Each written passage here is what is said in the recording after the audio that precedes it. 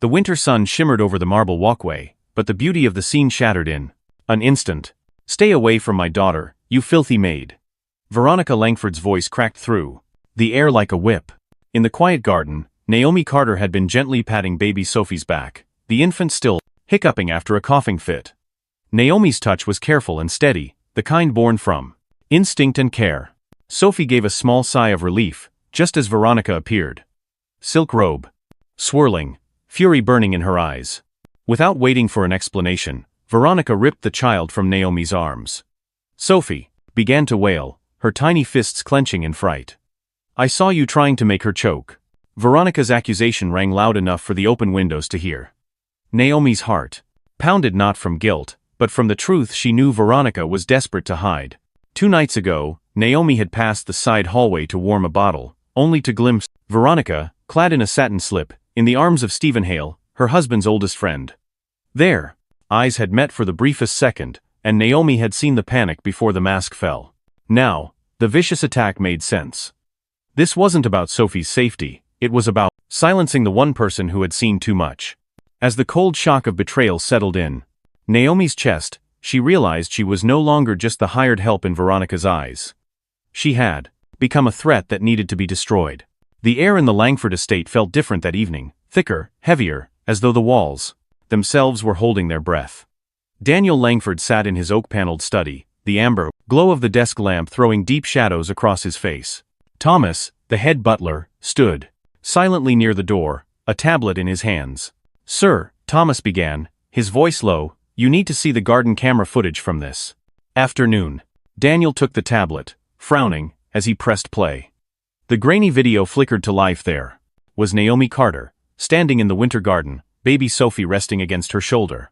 The little girl coughed, her face scrunching in discomfort, and Naomi gently patted her back, murmuring something too soft for the camera to catch. Within moments, Sophie's breathing eased. Then, the door to the terrace burst open and Veronica swept into frame. She yanked Sophie from Naomi's arms, shouting, her words sharp enough to pierce the microphone. The accusation, "You're hurting her," rang in the quiet study. Daniel's jaw tightened. "She was helping her," Daniel muttered, the admission sounding almost reluctant. "Yes, sir," Thomas replied evenly. Then he hesitated. "And there's something else. One of the staff said Mrs. Langford has been spending a lot of time with Mr. Hale. I don't know if it's true, but—" Daniel held up a hand, silencing him, but his mind was already racing. Stephen Hale had been his closest friend for 20 years. The idea that Stephen could betray him, and with his wife, was something he didn't want to believe. Yet, the image of Veronica's cold fury in the garden replayed in his mind. It hadn't been the reaction of a wronged mother, it had been the reaction of a cornered liar. An hour later, Daniel climbed the narrow staircase to the small apartment above the garage. Naomi opened the door cautiously, her eyes still wary from the afternoon's humiliation. "I came to apologize," Daniel said, holding out a small bottle of cough syrup. "I saw the footage. You were protecting Sophie. My wife's accusations were unfounded." Naomi didn't soften. "She's trying to get rid of me," she said quietly. "Because I know something she doesn't want you to know." Daniel's eyes sharpened. "And what's that?" Naomi hesitated, glancing toward the hallway before stepping back to let him in. 2 nights ago, I was bringing in Sophie's bottle. I passed the side hall and saw her, Veronica, with Stephen Hale." The words landed like a hammer blow. Daniel's expression didn't change, but his hands curled into fists at his sides. "She didn't see me at first," Naomi continued, her voice steady despite the weight of the moment. "But just before I turned the corner, she looked up.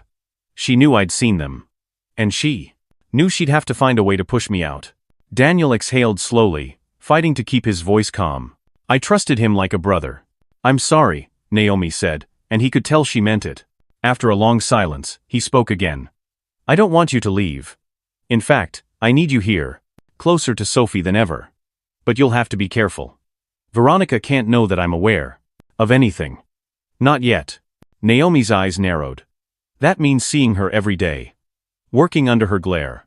Knowing she's waiting for me to slip." "I'll protect you," Daniel said, his tone quiet but edged with steel. "And when the time comes, she won't be able to touch you." Naomi studied him for a moment, then gave the smallest of nods. For Sophie, she said. From that day, a silent alliance formed between them. Daniel began quietly shifting the Grest estate's routines, giving Naomi more direct time with Sophie, under the pretense of improving the child's schedule. In reality, it kept the baby within a trusted circle. Margaret, the long-serving housekeeper, noticed the shift immediately. She had worked for the Langfords for nearly 3 decades, and carried herself with the kind of quiet authority that made people underestimate her. Late one evening, she approached Daniel in the study. "I know you've seen it now," she said without preamble. Daniel's brow furrowed. "Seen what?" "The truth about Mrs. Langford," Margaret replied. "Naomi isn't lying. I've seen signs. The late-night returns. The secretive phone calls. This house has a way of whispering its secrets if you know how to listen." He regarded her carefully. "And what do you want me to do with that?" "I want to help you," Margaret said simply. "I've been here long enough to see good people destroyed by lies. I won't watch it happen again." With Thomas managing the technical side, pulling security footage, locking down entry points, and Margaret handling the staff's movements, Daniel began laying the groundwork for a quiet investigation. First came the cameras. Thomas upgraded the system to record continuously, ensuring there would be no blind moments for Veronica or Stephen to exploit. A discreet lens was placed in the conservatory, Veronica's favored spot for private conversations, and another outside the side entrance, where Stephen often came and went without using the front drive. Next came the schedule adjustments. Margaret began rearranging chores and duties so that certain corridors and rooms were always staffed when Veronica moved through them. The appearance was one of a smoothly running household, but in reality, it was a carefully constructed net. Naomi adapted quickly to her role in this plan. She kept her head down when Veronica entered the nursery, responding with polite, neutral words, no matter how sharp the provocation. But her eyes were always alert, her posture subtly protective when Sophie was in her arms. A week later, the first crack appeared. One of the new cameras caught Veronica and Stephen in the conservatory, their heads close, Stephen's hand resting lightly on hers. The audio was faint, but Thomas managed to enhance it enough to hear Stephen say, "As long as we keep her Naomi in the spotlight, he won't look too closely at us." Daniel watched the footage twice, then a third time, the rage in his chest cold and precise. He didn't show it outwardly, not yet. When he called Naomi to the study that evening, he said only, "You were right. And now I have proof." Her lips pressed into a thin line. "What happens now?" "Now," Daniel said, sliding the USB drive across the desk toward Thomas, "we watch. We let them think they're still in control. And when the time comes, we take everything from them." Outside, the estate grounds lay silent under a thin layer of frost. Inside, the game had shifted. Naomi was no longer a solitary target under attack. She was part of a quiet, calculated alliance. Daniel had chosen his side, and with Margaret and Thomas by his, they had the decent beginnings of something far stronger than Veronica's lies, a plan. And this time, the truth had teeth. The first attempt came so subtly that Naomi Carter almost dismissed it as coincidence. She had been in the sunroom with baby Sophie, the winter light pooling warmly across the rug, when Thomas arrived at the door with a delivery box. "Addressed to Miss Sophie Langford," he said, his brow furrowed. Naomi frowned. She wasn't expecting anything, and neither was Daniel. Inside, nestled in pale tissue paper, was a plush cream-colored teddy bear with a silk ribbon tied neatly at its neck. It looked harmless, until Daniel noticed a small envelope tucked beneath the ribbon. The card inside read, "For my sweet girl. Mommy misses you every day. I'll see you soon." The handwriting was undeniably Veronica Langford's. "Search it," Daniel ordered flatly. Thomas returned 15 minutes later, holding a tiny device, pinched between 2 fingers. GPS tracker sewn into the seam. The bear was destroyed before nightfall, but Naomi felt the unease linger long after the object was gone. From that moment, the attacks became deliberate and more frequent. Veronica and Stephen Hale seemed to circle her like wolves testing for weakness. Sometimes it was a remark, laced with insinuation. Other times it was a staged moment, perfectly timed for the wrong eyes to see. One morning, Veronica swept into the nursery wearing a robe of pale silk, her smile stretched thin. "Why don't you take a break, Naomi? I'll watch Sophie for a while." "I'm fine here," Naomi said evenly. "You really should learn to accept help," Veronica replied, her voice sweet but her eyes cold. Otherwise, people might think you're possessive.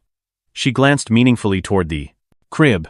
Another time, Naomi was walking Sophie in the garden when Stephen appeared near the koi pond.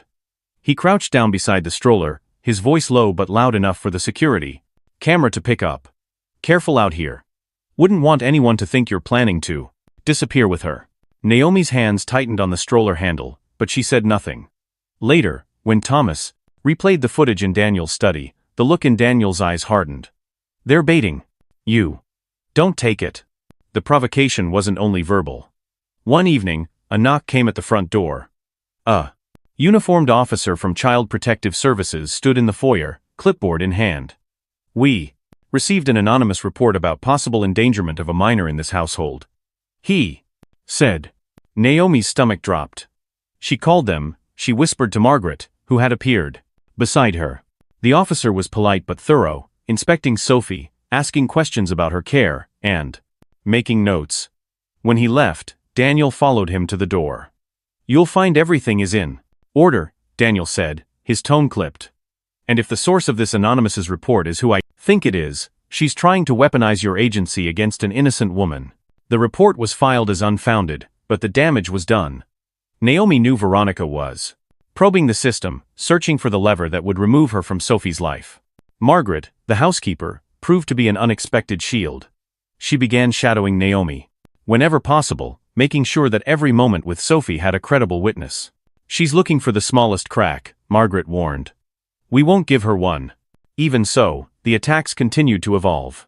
Late one afternoon, Thomas intercepted a package. Delivery addressed to the Langford estate. The driver insisted it was flowers for Sophie. Inside was no bouquet, just a single framed photo of Naomi carrying Sophie across the lawn, taken from a distance. The caption on the back read, "Nanny or kidnapper?" Daniel slammed the frame onto his desk. She's trying to build a visual case, make it look like you're planning something. We'll counter it, but you must be careful. Naomi adjusted her routines. She no longer took Sophie beyond the visible range of the two-way cameras, and every feeding, nap, and playtime was logged. It felt suffocating, but she understood the necessity. One evening, as rain pattered against the tall windows, Veronica tried again. She entered the Flash 12's nursery without knocking, Stephen trailing behind her. I'll be taking her now, Veronica said, stepping toward the crib. Naomi moved between them. You're not taking her anywhere. Stephen smirked. You think you can stop us? She doesn't have to, Daniel's voice cut through from the doorway. He had been watching. From the hall, a small camera's red light blinking on the shelf behind Naomi. The footage will do it for her. Veronica's eyes flickered to the lens, and for a heartbeat, her mask slipped. Then she swept out, Stephen following like a shadow. That night, Daniel reviewed the tape and stored it with the others, each one another brick in the wall of evidence they were building. Let her keep trying, he told Naomi. Every attempt just makes our case stronger. But the most dangerous move came on a deceptively quiet morning. Naomi was in the gallery sunroom with Sophie when Margaret rushed in. There's a black sedan at the end of the drive. Dark windows. It hasn't moved in half an hour. Thomas confirmed the sighting, his face grim. It's them. They're watching the house. By afternoon, the sedan was gone, but Naomi knew it was only a matter of time before Veronica made her next move. That evening, a note was slipped under Naomi's apartment door. You can't keep her forever. She'll come to me when she's ready. The handwriting was unfamiliar, perhaps deliberately disguised, but the intent was clear. Naomi folded the note and locked it in a drawer. When she told Daniel, his response was calm but decisive. This ends soon. One more step from them, and we take everything to court. We'll show the judge every lie, every setup, every threat. Naomi met his gaze. And if they don't stop, then, Daniel said, his voice like steel, we stop them. From then on, every movement inside the Langford estate was watched, every delivery inspected, every encounter recorded. The game Veronica and Stephen thought they were playing in secret had shifted. Now, every false smile, every staged moment, every quiet threat was another piece of evidence that would one day end their war against Naomi for good. The transformation of the Langford estate from a stately home into a fortress began before dawn. Daniel Langford stood in the foyer, coffee in one hand, his phone in the other, issuing brisk instructions to the security team he had hired overnight. The crew arrived in 2 vans, unloading boxes of cameras, motion sensors, reinforced locks, and biometric entry pads. Every door, every hall, every approach to the property, Daniel told them. I want nothing left uncovered. Naomi Carter watched from the nursery window, Sophie gurgling softly in her arms. It felt surreal to see the once open area estate crawling with technicians, wires trailing across the crust. Marble floors. She understood the necessity. Veronica and Stephen had crossed every boundary imaginable, but it drove home the reality that she and Sophie were living in a war zone. By mid-morning, the upgrades were in full swing. Discrete cameras were tucked into crown moldings and mounted beneath balcony overhangs. Infrared motion detectors were installed along the fence line. Thomas oversaw each installation, ensuring there were no blind spots. In the study, Daniel and Victor Hale, the private security specialist Daniel had brought in, pored over the current camera feeds. Victor was methodical, rewinding footage from the past week, mapping every movement of Veronica and Stephen through the estate. Here, Victor said, pointing to a frame that showed Stephen slipping into the east wing side entrance. No legitimate reason for him to use that door. And here, he clicked to another feed Veronica, meeting him in the conservatory. Same time, 2 nights in a row. Daniel's expression hardened. Save it. We'll need everything. The evidence they were collecting wasn't just about the affair, it was about money. A USB drive pulled from the small study's hidden safe revealed financial records that connected Veronica and Stephen to offshore accounts in the Cayman Islands. Transfers from the family, trust, suspicious withdrawals, and payments to unknown shell companies painted a picture of calculated theft. They've been bleeding you dry for years, Victor said quietly. Daniel didn't look away from the screen. Not anymore. Meanwhile, Naomi was quietly building her own archive. With Daniel's approval, she carried a small body cam clipped discreetly inside her cardigan, capturing every interaction she had with Veronica or Stephen. It became a ritual: download the day's footage onto an encrypted drive, label it, and lock it away in the steel cabinet Daniel had installed in her apartment. The first day she wore it, Veronica entered the nursery unannounced, her voice coated with false warmth. How's my little angel? She asked, reaching toward Sophie. Naomi shifted subtly, keeping herself between them. She's just had her bottle. She's comfortable. Veronica's smile tightened. You're very protective. Some might even say territorial. The remark, harmless to an outsider, was exactly the kind of bait Naomi had learned to ignore. But now, it was preserved in crystal-clear audio and video, one more piece in the growing arsenal. That night, Naomi sat with Margaret at the kitchen table, reviewing the footage. She's testing your reactions, Margaret said, her eyes narrowing. Trying to make you slip so she can spin it her way. I'm not giving her anything, Naomi replied. Every time she tries, it's going straight into the record. The defensive measures began to give way to something more deliberate, a counteroffensive. With the cameras and sensors in place, Daniel instructed Thomas to monitor patterns. Every time Veronica and Stephen met, every time they stepped into restricted areas, it was noted and stumped.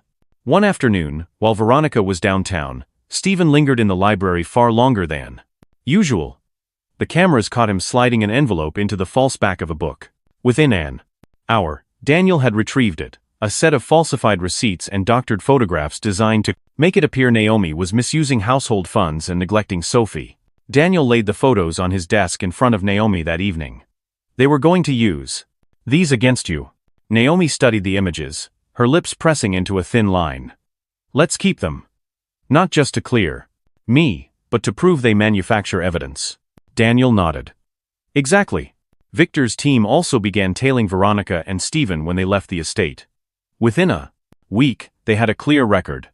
Meetings with known financial fixers, discreet exchanges of SOV documents, and a particularly damning video of Veronica accepting a small lockbox from Stephen in the parking lot of a luxury hotel. It's leverage, Victor said when he brought the footage to Daniel. Could be more stolen funds. Could be something else they don't want you to see. They were building a case so airtight that when the time came, there would be no room for Danielle. Through it all, Naomi remained steadfast in her decision to stay. If I leave, she told Daniel. One night, as they reviewed camera logs, she wins. She gets Sophie without a fight. And I'm not letting that happen. Daniel regarded her with a mixture of respect and quiet gratitude. Then we fight together. The alliance between them became a daily rhythm. Naomi focused on Sophie's care, creating an environment in the nursery that was calm and predictable, a sharp contrast to the chaos Veronica tried to inject into the household. Daniel kept the strategic pieces moving, coordinating with Victor, Thomas, and Margaret to tighten their control over the estate. Margaret became their silent scout, picking up on whispers among the staff, noting unusual deliveries, and slipping her findings to Daniel in the form of folded notes left in the study. One such note read simply: Veronica met Stephen in the east corridor near the old study. He had a briefcase. Left through the service gate. By the end of the week, Daniel had the briefcase in his possession. Inside, bank statements, property deeds, and yet more proof of funds siphoned away. They're cornered, Victor said. That's when people like them get sloppy. And dangerous. Naomi understood. The new security system made it almost impossible for Veronica or Stephen to move undetected, but desperation had a way of finding cracks. Still, with each piece of evidence collected, Naomi's fear gave way to resolve. The Langford estate was no longer just a battleground, it was a trap, one that was quietly tightening around its intended prey. And when the moment came to spring it, they would be ready, every second of 24/7's footage. Every document, every whisper of truth laid bare for all to see. For Naomi, it wasn't just about surviving anymore. It was about making sure that once Veronica and Stephen were exposed, they could never threaten Sophie or anyone else again. The breaking point came on a late winter afternoon, when the air inside the Langford estate felt too still, like the pause before a thunderclap. Naomi Carter was in the nursery with baby Sophie, sitting cross-legged on the floor as the child babbled at a stack of wooden blocks. Outside the tall windows, the light was fading into a pale gold, the kind that made shadows stretch long and thin. She'd felt the shift in the air, all day, footsteps too close to the nursery door, voices dropping to a hush when she walked into a room. It was the sort of tension that meant something was about to happen. She didn't have to wait long. The door swung open without a knock. Veronica Langford swept in, emerald silk clinging to her like a second skin, Stephen Hale right behind her. I'll be taking her now, Veronica announced, her tone leaving no room for discussion. Naomi rose to her feet, instinctively placing herself between them and Sophie's crib. You're not taking her anywhere. Veronica's eyes narrowed. You think you can stop me? Stephen stepped forward, his voice low and oily. Naomi, don't make this harder. Hand the baby over. Naomi didn't move. Mr. Langford will be here any second. Do you really want him to see this? That was when Veronica's voice rose to a shrill pitch. She's hurting her. She's trying to take my baby. Stephen lunged forward, pretending to pull Naomi back but gripping her arm with enough force to make her wince. Sophie began to cry at the sudden commotion, her small voice slicing through the charged air. In the corner of the room, unnoticed by either of them, a small black camera sat perched on the bookshelf, its red light blinking steadily. The door burst open. Daniel Langford stood there, Thomas at his shoulder. His gaze swept the seen Veronica clutching Sophie, Stephen's hand on Naomi's arm, Naomi standing rigid but silent. Enough, Daniel's voice cut through the noise. Veronica froze mid-protest, Stephen releasing Naomi's arm as if burned. What is this? Daniel demanded. She was trying to take Sophie. Veronica stammered, her tone carefully calibrated to sound both outraged and wounded. Daniel didn't blink. Really? He crossed the room, his steps slow, deliberate. Reaching past Naomi, he plucked the small camera from the shelf and held it up between two fingers. Because this will tell me exactly what happened. The color drained from Veronica's face. Daniel, save it, he said sharply. Thomas, take this to the study. Now. Stephen stepped forward, trying to regain the upper hand. You can't just. I can, Daniel interrupted, his voice like steel. And I will. Thomas slipped out with the camera, and Daniel turned back to them. I've tolerated your games long enough. You've been lying to me, stealing from me, and now you've tried to frame an innocent woman. It ends today. You have no proof, Veronica spat, her composure cracking. I have more than proof, Daniel replied. I have everything I need to make sure neither of you ever set foot on this property again. And if you think the police won't be interested in your offshore accounts, think again. Stephen's smirk faltered. You're bluffing. Try me, Daniel said, stepping closer. At that moment, Thomas returned, a laptop under his arm. He set it on the nursery dresser and pressed play. The room filled with the sound of their own voices, the calm way Naomi had refused to hand Sophie over, Veronica's sudden scream of accusation, Stephen's grip on Naomi's arm. The footage left no room for interpretation. When the clip ended, the silence was deafening. "Pack your things," Daniel said finally.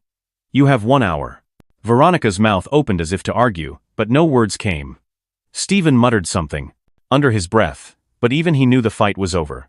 They left the room, the sound of their retreating footsteps echoing in the hall. Daniel turned to Naomi, his tone softening. "It's over for now. But they won't give up easily. We'll need to be ready." Naomi held Sophie close, the baby's tiny hand clutching her blouse. "I'm not going anywhere," she said quietly. Daniel nodded. "Good. Neither am I." As the sun dipped below the horizon, the house seemed to exhale. But Naomi knew the storm wasn't gone, it had only shifted further out to sea, gathering strength for another strike. That night, Daniel and Thomas began the next phase. In the study, the desk was covered in manila folders, USB drives, and printouts, every piece of evidence they had collected over the past weeks. Financial records showing money siphoned into hidden accounts. Surveillance. Footage of Veronica and Stephen's clandestine meetings. Photos of them leaving hotels at odd hours. And now, the crown jewel. The nursery footage that proved beyond question that Veronica had tried to frame Naomi. "This goes to the attorney first thing tomorrow," Daniel said, sliding the camera footage into a separate folder. "Then we take it to court." Margaret entered quietly, a tray of coffee in her hands. "They're packing," she reported. "But, they're angry, Daniel. Angry enough to be reckless." "Good," Daniel said without looking up. "Let them make another mistake. It will only help us." Naomi stood in the doorway, Sophie asleep against her shoulder. For the first time in weeks, she felt the knot in her chest loosen just a little. They had caught them in the act. And this time, the truth wasn't just on her side, it was on record. But she also knew Veronica. Humiliation wouldn't drive her away. It would make her more dangerous. Later, alone in her small apartment, Naomi set Sophie gently in her crib and sat in the dark for a long time, listening to the quiet. Somewhere in the distance, a drawer slammed, and the faint hum of voices carried through the floorboards. She imagined Veronica's face as she realized she'd lost this battle, and she wondered how long it would take before the next one began. In the study below, Daniel closed the last folder and leaned back in his chair. "We've turned the tide," he told Thomas. "Now we finish it." The air in the Langford estate still felt charged, but it was a different kind of tension now. One that belonged to those who knew the truth, held the proof, and were ready to use it. The war wasn't over, but for the first time, Naomi and Daniel were no longer on the defensive. The next move belonged to them. The courthouse smelled faintly of old wood and colder mornings. The kind that clung to coats, even after you stepped inside. Daniel Langford sat at the petitioner's table, his hands folded loosely in front of him, but his posture carried the weight of weeks of preparation. Beside him, their attorney sorted through a neat stack of exhibits, photographs, financial statements, and the most important piece of all, the nursery camera footage that had captured Veronica's staged attack on Naomi Carter. Across the aisle, Veronica sat in a navy suit that looked deliberately modest, her hair swept into a smooth chignon. Stephen Hale wasn't present, though his absence did nothing to lessen the tension in the room. Veronica's eyes met Daniel's only once, and in that fleeting moment, Naomi could see the unspoken promise there: this wasn't over. The hearing began with Daniel's attorney outlining the case in clipped, precise language. He presented the weeks of evidence showing harassment, false accusations, and attempts to frame Naomi. The judge listened, flipping through each exhibit with slow care, pausing longest on the still frame from the camera, the moment Stephen's hand gripped Naomi's arm while Veronica accused her of harming Sophie. When it was Veronica's turn, she spoke with a carefully measured tone, painting herself as a concerned mother cut off from her child by a vindictive husband and a manipulative caretaker. It might have sounded convincing, if not for the faint tremor that crept into her voice when the judge asked directly about the fence breach recorded on thermal camera footage. Veronica admitted she had been there, but claimed it was out of maternal concern. The judge's pen scratched across the notepad, and in that sound Naomi heard the shift in momentum. When the ruling came, it was as clear as it was decisive. Temporary full custody awarded to Daniel Langford. Any visitation granted to Veronica. Langford will be under court supervision until further review. For a moment, the air in the courtroom felt lighter. Naomi let out a breath she hadn't realized she was holding. Daniel gave her a brief nod, not of celebration, but of acknowledgement. They had won a battle, but not the war. Outside, the winter sun was already dipping toward the horizon, painting the courthouse steps in gold. The cold air bit at their cheeks as they made their way to the waiting car. Margaret, who had accompanied them for moral support, was the first to break the silence. "That buys us time," she said firmly. "Time to shore up the walls and lock every gate, figurative and literal." Back at the estate, the mood was subdued but undeniably more secure. Thomas doubled the patrol schedule around the grounds, and Victor, the security specialist, began planning the next round of counter-surveillance measures. Naomi returned to the nursery with Sophie, settling into the familiar rhythm of bottle feeds and soft lullabies, the baby's small hands patting against her arm. Daniel spent the evening in the study, organizing their growing archive of evidence. "This isn't just about protecting her now," he said when Naomi stopped by with a cup of tea. "It's about ending her ability to do this again, to us or anyone else." Naomi nodded. "And the supervised visits? They'll happen," Daniel admitted. "But under controlled conditions. She won't get close enough to cause damage. And if she tries, it goes straight into the record." For the first time in weeks, Naomi allowed herself to believe they had the upper hand. The restraining order, the custody block, the constant watch of the cameras, it all formed a shield around Sophie. But she also knew Veronica's pride wouldn't allow her to accept defeat. Quietly. Later that night, Naomi stood by the nursery window, Sophie asleep in her crib, the estate grounds stretching out under a pale moon. The lights from the new perimeter sensors glowed steadily, marking the invisible barrier between safety and whatever lay beyond. Somewhere out there, Veronica was plotting her next move. But for now, she would have to watch from a distance. It was only a temporary victory, but it was a victory nonetheless. And in a battle like this, every inch of ground gained was worth defending with everything they had. In the end, the battle inside the Langford estate was never just about walls, cameras, or court orders. It was about the strength to stand unshaken in the face of relentless pressure. Naomi Carter could have walked away the moment the lies began, choosing an easier, quieter path. But she stayed. She stayed because Sophie's safety mattered more than her own comfort. She stayed because truth, once seen, cannot be ignored. And Daniel, once blinded by betrayal, learned that justice doesn't arrive simply because you're right, it comes when you fight for it. With strategy, preparation, and the right people beside you. Every camera installed, every document collected, every witness statement gathered wasn't just evidence, it was a declaration. We will not be intimidated. Together, they proved that courage is rarely loud or glamorous. Sometimes it's found in the quiet, consistent choice to protect the innocent, no matter the cost.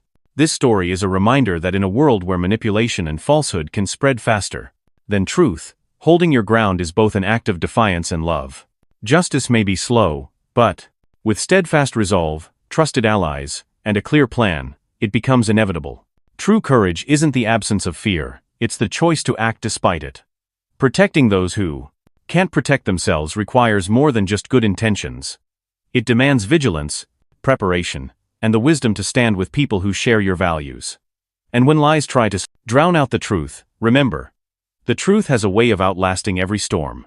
If Naomi's determination and Daniel's strategy moved you, share your thoughts in the comments. Tell us what courage means to you. And if you believe in stories that honor justice, love, and resilience, make sure to like this video and subscribe so you won't miss the next one. Together, we can keep the light on for truth.